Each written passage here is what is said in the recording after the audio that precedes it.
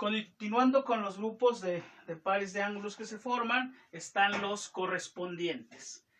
Los ángulos correspondientes también vamos a ver tres condiciones que estarán cumpliendo.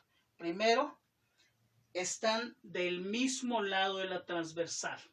Es decir, entonces aquí vamos a ver, vamos a ir delimitando un poco. Si tenemos la transversal, pues tenemos 4 opciones para que sean correspondientes, estos 4, y acá hay otros 4.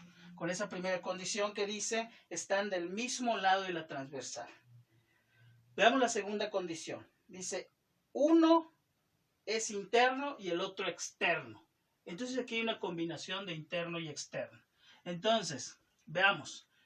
Uno es interno y el otro es externo.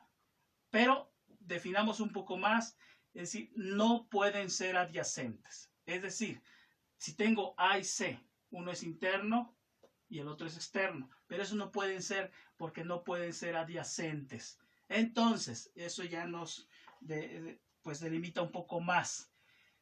Si uno es interno y el otro es externo, si tengo el externo como A, ¿quién sería el interno pero no adyacente? Sería el ángulo E. Entonces, A con E, esos son correspondientes. El otro par sería el ángulo C, que es interno. ¿Con quién es el externo no adyacente? Con G, y además del mismo lado. Entonces, vamos a ir definiendo que es el ángulo A y el ángulo E son correspondientes. El siguiente par fue el ángulo C y el ángulo G. Ese es el otro par que es correspondiente. Pero del otro lado tenemos 4 también. Entonces, ¿quiénes son? Uno interno y otro externo, pero no adyacentes. Entonces, el ángulo B sería con F. El ángulo B y el ángulo F.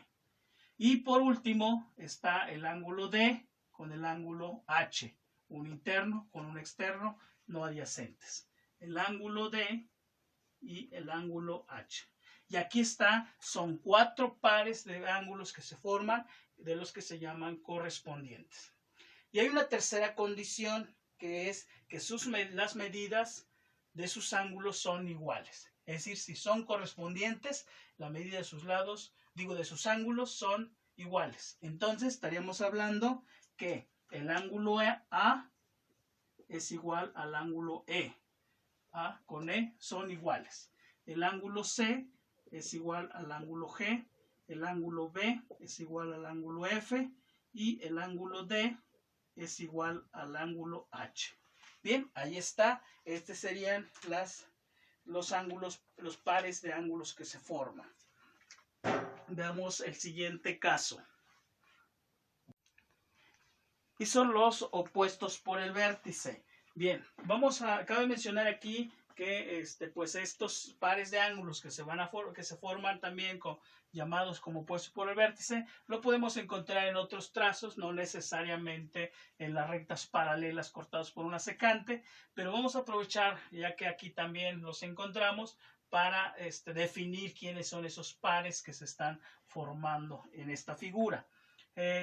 Opuestos por el vértice también estaría cumpliendo, podríamos ver que una de las condiciones es que comparten el mismo vértice, es decir, el mismo punto de inicio, ¿sí?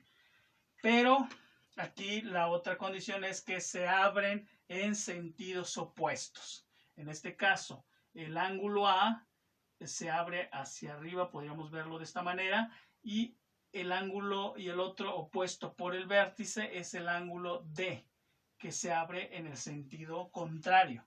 A eso es lo que llamamos opuestos por el vértice. Entonces vamos enumerándolos. El ángulo A es opuesto con el ángulo D. El ángulo C es opuesto con el ángulo B. El ángulo E es opuesto con el ángulo H. Y por último, el ángulo G es opuesto con el ángulo F. Y bien, esos son los 4 pares de ángulos que son opuestos por el vértice. Ahora, aquí también hay una característica que cumple con estos pares, es que las medidas de sus ángulos son iguales. Entonces, el ángulo A va a ser igual al ángulo D. El ángulo C con el ángulo B, el ángulo E es igual al ángulo H y el ángulo G es igual al ángulo F.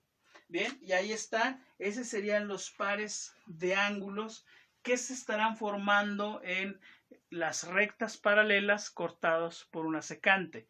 Y bueno, para esto, bueno, los invito a que lo repasen, a que lo vuelvan a ver, a que lo estudien, para que puedan ir aclarando pues cada una de las dudas. Muchas gracias.